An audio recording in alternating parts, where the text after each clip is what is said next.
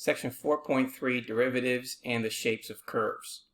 Okay, here, let's say if I had 2 points. Let's say this point here represents A, and let's say that this point represents B. Okay, and then we have this curve, okay, that's going to connect those two. Okay, and so if we look at those points, okay, the points that connect A and B, okay, we can extend that because that creates this line here. Okay, what we can say is that there is another point, okay, called C, right? So if we take a look at point C. Now let's take a look at the top. This is probably the top of that curve, and that means that we have a point C, okay, that's in between A and B. Now, if you notice here that this represents the rate of change that is parallel to that line, and that would be f prime of C. Okay, so what it's saying here is that there must be a point in the interval from A to B at which the instantaneous rate, meaning f prime of C, is the instantaneous rate. So f prime of C is the instantaneous rate of change, and it is equal to the average rate of change over the interval from A to B. And that tells us that this represents the mean value theorem. And so what does the mean value theorem represent? Well, it tells us that if there is a function, okay, and if a function is differentiable function on the interval A to B, then there exists a number C between A and B such that f prime of C is going to equal f of B minus f of A over B minus A. Or equivalently, we can write this as f of B minus f of A, which is equal to f prime of C times B minus A. So let's just take a look at an example here. I've graphed 2 points here. Okay, so let's say that we have a function. Okay, and this function f of x is equal to the square root of x minus 2. And we have this on a closed interval between 2 and 6. Okay, so here is our function. Okay, now what we need to do, okay, is we need to be able to find, so we need to find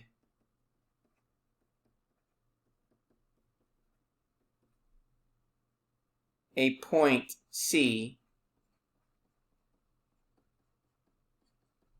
such that f prime of C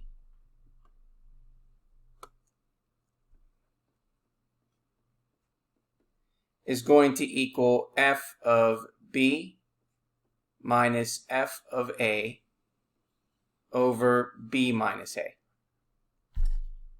Okay, so in our problem right now, okay, we know that we have A represents 2 and B represents 6.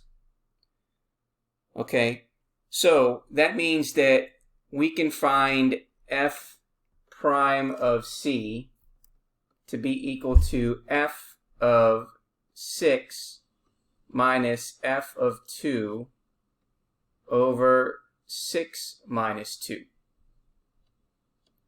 Okay, so if we take a look at this point here, this represents the point 2, 0, and this represents the point 6, 2. So that means f of 6 is going to be 2 minus f of 2 is 0, and that's over 6 minus 2, which is 4. And so therefore f prime of C is going to equal 1/2. Okay, and so now what we want to be able to do is we now need to be able to find the derivative of that function. So I'm going to move this over just a little bit to create a little bit more room. Okay, so in step 4, we want to find the derivative of the function, the square root of x minus 2. So remember that we want to rewrite this as f of x, which is equal to x minus 2 to the 1/2. And then when we want to find the derivative of this function, then we're going to get 1/2 times x minus 2 to the negative 1/2. Okay, which then means that the derivative is going to equal 1 over 2 times the square root of x minus 2. Okay, so now that we have the derivative, okay, what we want to do now is we want to set f of c equal to the derivative. So that means that we're going to have f prime of c is going to equal f prime of x. So we know that f prime of c was 1/2, and we're going to set it equal to the derivative of 1 over 2 times the square root of x minus 2. Okay, and our goal is to solve for x. Now what we can do is we can cross multiply. So we have 1 times 2 times the square root of x minus 2, and that's 1 times 2, which is 2. And if we divide both sides by 2, we get the square root of x minus 2, which is equal to 1. And then we're going to square both sides. If we square both sides, we get x minus 2, which is equal to 1. And if we add 2 to both sides, then we get x is equal to 3. So therefore, at the value of 3, okay, which is going to be right here, 3 is going to represent that point, okay, that we can determine that is going to be tangent to that curve, or that line that connects 2 and 6. So that is an example of what we just did with the mean value theorem.